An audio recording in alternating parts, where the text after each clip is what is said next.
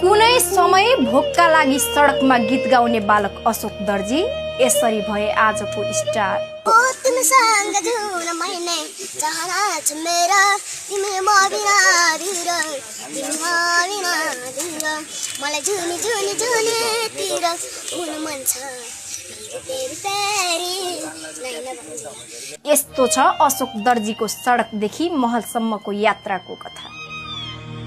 आजभन्दा करिब 10 वर्ष अघि मध्यमागको कठ्याङ्ग्रिदो जाडोमा सडक छेउमा गीत गाउँदै भेटिएका अशोक दर्जीको जीवन आज पूर्ण रूपमा बदलिएको छ।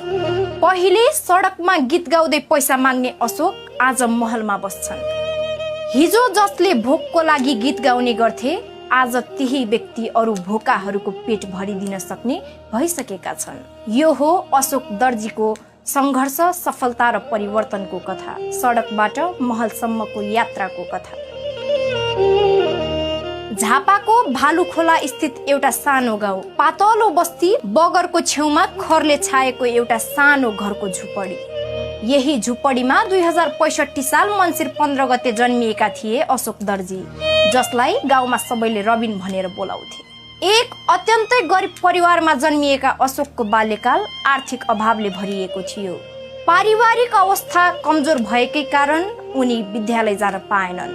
साथीहरू झोला बोकेर विद्यालय जाँदा अशोक भने बजारको सडक छेउमा गीत गाउन थाल्थे। यही गीत गाएर गुजारा चलाउने अशोक प्राय रात पनि सडकमै बिताउँथे।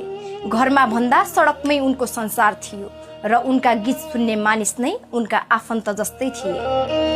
कसैले दया गरेर दिएको सानो रकममै उनको जीवन गुज्रिरहेको थियो। करिब 10 वर्ष अघिसम्म अशोकको नाम कसैले चिनेको थिएन। त्यो समय न युट्युब यति सक्रिय थियो, न त फेसबुक यति फैलिएको। केही नाम चलेका युट्युब च्यानल मात्रै थिए। अशोक एक दिन उनै युट्युबरको क्यामेरामा कैद हुन पुगे। सडकमा गीत गाइरहेको उनको भिडियो अपलोड भयो र त्यो भिडियो रातारात भाइरल बन्यो। त्यसपछि अशोकको जीवन नै बदलियो। नेपाली र हिन्दी गीत गाउने उनको स्वरले लाखौंको मन जित्यो र उनी एकाएक चर्चाको शिखरमा पुगे। त्यही समयमा उनको जीवनमा प्रवेश गरे संगीतकार टङ्क बुढाथोकी, जो अशोकका लागि भगवान समान बने। आज अशोक जस स्थानमा छन् त्यसको सबैभन्दा ठुलो श्रेय टङ्क बुढाथोकीलाई नै जान्छ।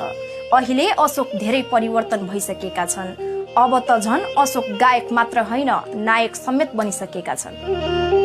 अशोक दर्जीको जीवन र सङ्घर्षलाई समेटेर चलचित्र मन बिनाको धन तयार गरिएको छ। गायक